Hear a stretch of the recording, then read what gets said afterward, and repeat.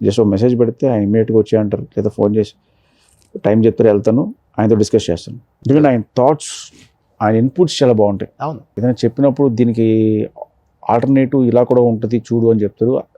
And ఆయనలో great thing ఏంటంటే ఆయన చెప్పింది పెట్టుకో అన్న ఇది ఎప్పుడూ ఉండదండి. ఆయన ఒకటి కథ విన్నప్పుడు ఒకటి చెప్పారు, వినేటప్పుడు నువ్వు నాకు కథ చెప్తున్నప్పుడు నువ్వు డైరెక్టర్, నేను మెగాస్టార్ అన్న ఫీలింగ్ మర్చిపో. నువ్వు కామన్ మ్యాన్గా ఒక కామన్ పక్కన ఒక పర్సన్ కథ చెప్తున్నావు అని చెప్పు. నువ్వు ఓకే, కథ అయిపోయిన తర్వాత నాకు అనిపించింది నేను చెప్తాను, నేను చెప్పిన దాంట్లో నీకు నచ్చితే అది ఇంప్లిమెంట్ చేయి, నేను చెప్పింది నీకు నచ్చకపోతే ఎందుకు నచ్చలేదో నాకు ఆ రీజన్ చెప్పు అని నేను చాలా క్లియర్గా చెప్పారు ఫస్ట్ డే. సో నాకు అక్కడ నుంచి వెరీ హ్యాపీ. అంటే ఆయనతో కంఫర్ట్ జోన్ ఉంటుంది. ఆయన ఒకటే అంటారు, నీకు ఏమనిపించినా వచ్చి అబ్బాయి డౌట్ ఉంటే డిస్కస్ చేద్దాం, మాట్లాడదాం అని చెప్పి. సో దానివల్ల నాకు బాగా అడ్వాంటేజ్ ఏమైందంటే ఏ డౌట్ వచ్చినా టక్మని ఆయన ఫోన్ చేశారు, ఇలా అనిపిస్తుంది నాకు అంటే, అవునా రా కూర్చుందాం అని చెప్పి మాట్లాడుకోవడం, దాని గురించి డిస్కషన్ అలా జరిగేది. ఇందులో స్వార్థం కూడా ఏంటంటే మళ్ళీ బాస్ని కలవచ్చు కదా నా ఫీలింగ్తో మళ్ళీ మెసేజ్ పెట్టి ఉండాను.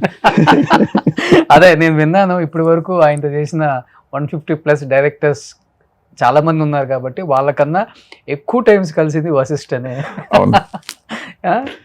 ఈ సినిమా అయిపోయిన లోపు ఒక 500 సార్లు కలిసి ఉంటారు. ఇంకా ఎక్కువ కలిసి నాకు ఏ చిన్న డౌట్ వచ్చినా ఫోన్ చేశారు, రమ్మంటారా అని అడుగుతారు.